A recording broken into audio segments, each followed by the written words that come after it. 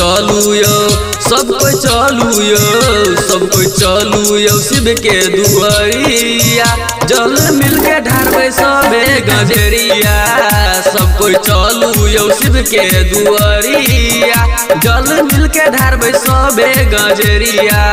DJ पर गाना सगरो बजालू, भोला के नारा सगरो लगालू।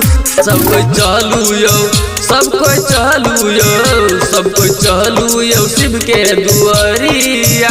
जल मिल के ढारबे सबे गजरिया, सब कोई चलू यो शिव के दुआरिया। जल मिल के ढारबे सबे गजरिया। जल मिल के ढारबे सबे गजरिया। सब कोई चलू यो शिव के दुआरिया। जल मिल के ढारबे सबे गजरिया।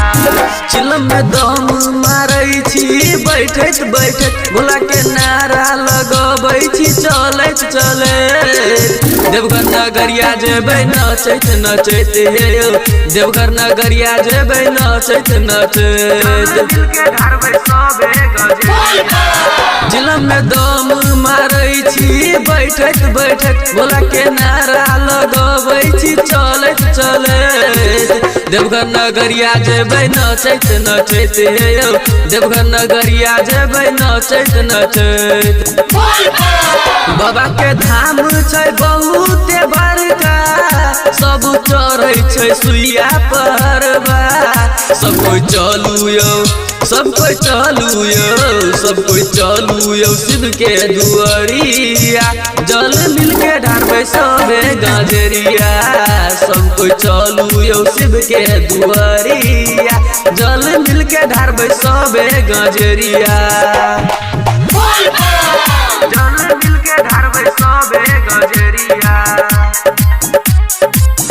सब कोई चलू यो शिव के दुआरिया। जल मिल के ढारबे सबे गजरिया। भोला पर जल हम ढारे जेबै, बाबा से लभर एगो मांगे जेबै। सपना पूरा हमर जरूर हेतै यो, सपना पूरा हमर जरूर हेतै यो। भोला पर जल हम ढारे जेबै, बाबा से लभर एगो मांगे जेबै।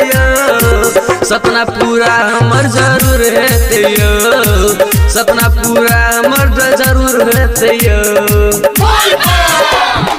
सुजीतिया राइटर नवीन रोशन गबै छै गाना।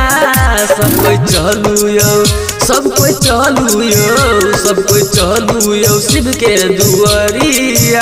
जल मिल के ढारबे सबे गजरिया, सब कोई चलू यो शिव के दुआरिया।